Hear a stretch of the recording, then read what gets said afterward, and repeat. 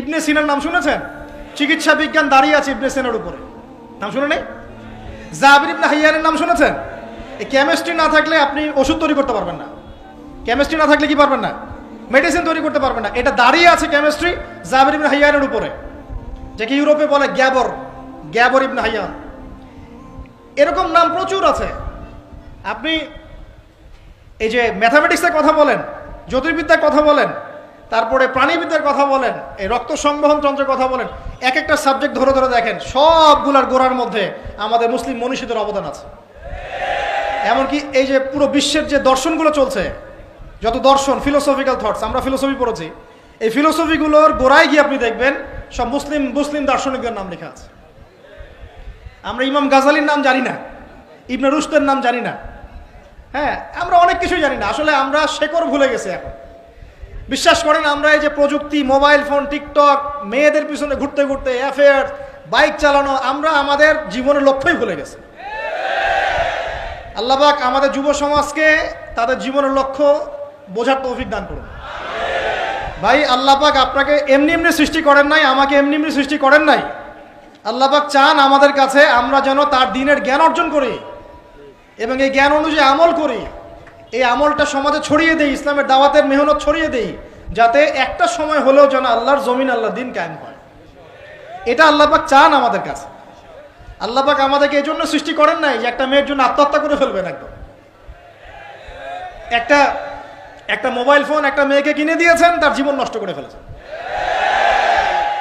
যে বাবারা মেয়েদেরকে ফোন কিনে দিয়েছেন, জীবন নষ্ট করে ফেলেছেন এবং তার মাধ্যমে আরো 10টা ছেলেরও জীবন নষ্ট করেছে।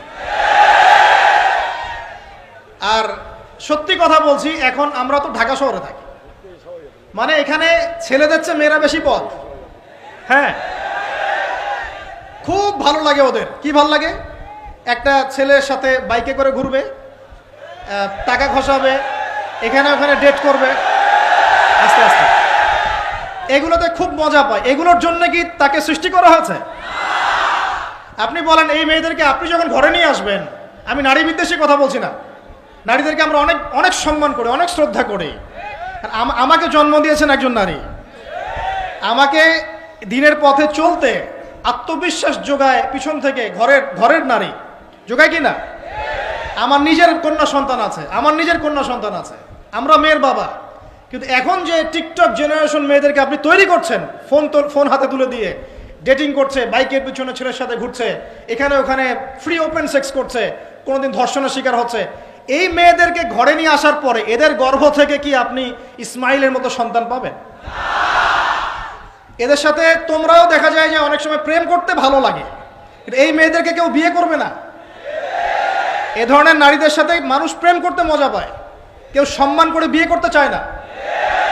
করলেও দেখবেন 2-1 বছরের মধ্যেই নাই সেই সম্পর্ক, গায়েব।